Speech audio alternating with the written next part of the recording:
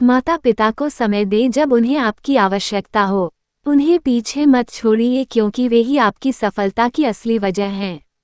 James नाम का एक बूढ़ा व्यक्ति था जो अपनी पत्नी के साथ गांव में रहता था। उनका बेटा शहर में रहता था। जेम्स अपने बेटे से मिलना चाहता था, इसलिए उसने शहर जाकर अपने बेटे से मिलने का फैसला किया। वो अपने बेटे को देखने के लिए बहुत उत्साहित थे, लेकिन दुर्भाग्य से किसी और ने दरवाजा खोल दिया। जेम्स ने अपने बेटे के बारे में पूछा तो पता चला कि उसका बेटा उस घर से शिफ्ट हो गया है और अब दूसरे स्थान पर रह रहा है। उसका मन भारी हो गया। उसने कुछ देर सोचा और फिर पड़ोसियों के पास गया जहां उसे अपने बेटे के ऑफिस का पता मिला। उसने पड़ोसी को धन्यवाद दिया और अपने बेटे के ऑफिस चला गया। जेम्स ऑफिस पहुंचे और रिसेप्शन पर अपने बेटे के बारे में पूछताछ की।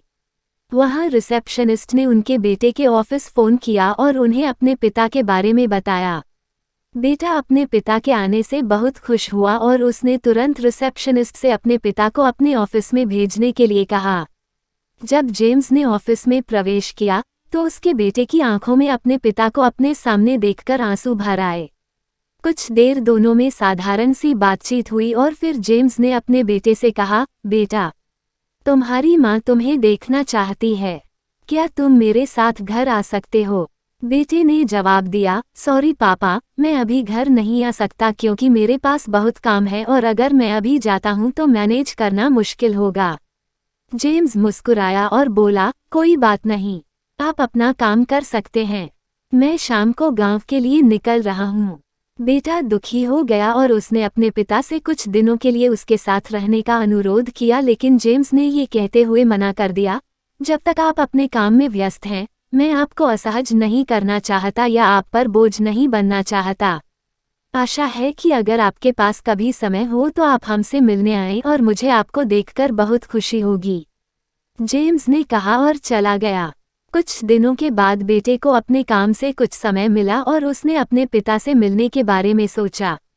वह चिंतित हो गया और उस समय अपने पिता को अकेला छोड़ने के लिए दोषी महसूस कर रहा था।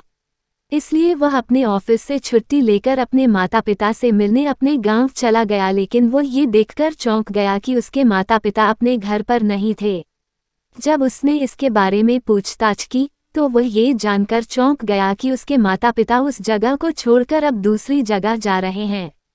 बेटे को पड़ोसी का पता मिला और वह वहां पहुंचा। बेटे ने देखा कि वह जगह कब्रिस्तान सी लग रही है। उसकी आंखों में आंसू भर आए और डरकर वह धीरे धीरे उस जगह की ओर चल पड़ा। दूर से उसने एक हाथ को अपनी ओर लहराते हुए देखा। जब उसने ध्यान से देखा तो पाया कि वह उसके पिता थे।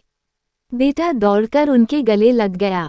जेम्स ने कहा, क्या बात है, तुम क्यों रो रहे हो? बेटे ने कुछ नहीं कहा और अपना सिर नीचे कर लिया। जेम्स ने अपने आंसू पोंछे और कहा, तुम उदास क्यों हो? क्या कुछ गलत हुआ है? बेटे ने जवाब दिया, नहीं पापा, बस ऐसी हालत में देखने के लिए मैंने कभी नहीं सोचा था। आप यहाँ क्यों रह रहे हैं? आपने गांव में वह घर क्यों छोड़ दिया? जेम्स ने जवाब दिया, बेटा, मैंने तुम्हारी पढ़ाई के लिए कर्ज लिया था और जब तुम शहर गए थे लेकिन खेती में घाटा होने के कारण मैं उस कर्ज को चुका नहीं पा रहा था। मैं आपके पास आया था लेकिन आप पहले से ही अपने काम से परेशान थे और मैं इस समस्या से आप पर बोझ नहीं डालना चाहता था।